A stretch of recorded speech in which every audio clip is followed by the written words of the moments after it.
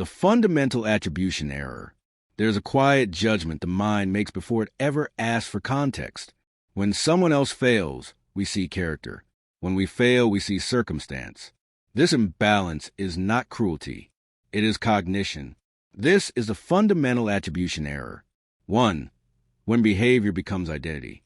The fundamental attribution error is a tendency to overestimate personal traits and underestimate situational factors when explaining other people's behavior. Someone is late, they are irresponsible. Someone is cold, they are unkind. Someone makes a mistake, they are incompetent. The mind leaps from action to identity. Context disappears. 2. Why the brain simplifies others. Understanding context takes effort. It requires imagination, patience, and uncertainty. The brain prefers shortcuts. Traits feel stable. Situations feel complex. So the mind chooses a simple explanation. That's just who they are. This is not malice. It is efficiency. But efficiency comes at a cost. 3. Self versus other, a double standard. One of the defining features of the fundamental attribution error is asymmetry.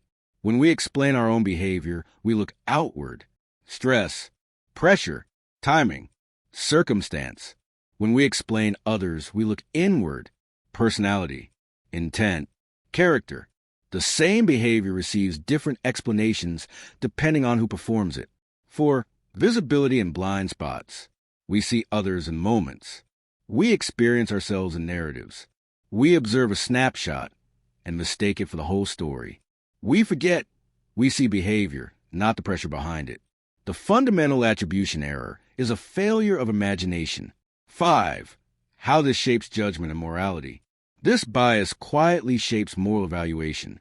Punishment feels justified when behavior is framed as character. Empathy weakens when context is ignored.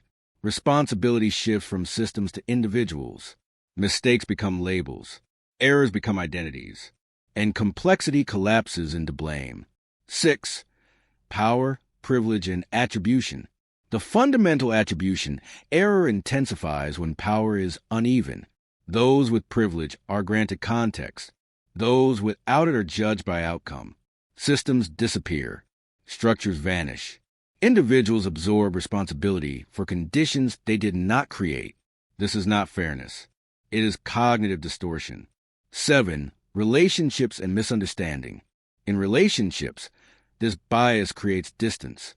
We interpret a partner's silence as indifference, a friend's absence as lack of care. Rarely do we ask, what might be happening for them? Assumption replaces curiosity. Judgment replaces inquiry. Connection erodes quietly. 8. Interrupting the error. The fundamental attribution error cannot be eliminated, but it can be interrupted. Pause before labeling. Ask about context. Resist certainty. Question soften judgment. What pressures might I not see? What would explain this behavior if it were mine? Context restores humanity. 9. Responsibility without excuse.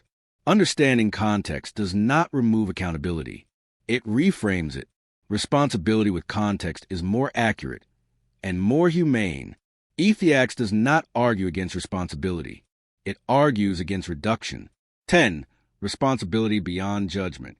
The fundamental attribution error reveals a quiet truth. The mind prefers simple stories over complex realities. But responsibility requires nuance. Seeing people clearly means seeing them fully, actions and circumstances together. This is Ethiax, where psychology meets responsibility. And responsibility begins when judgment slows long enough for understanding to enter.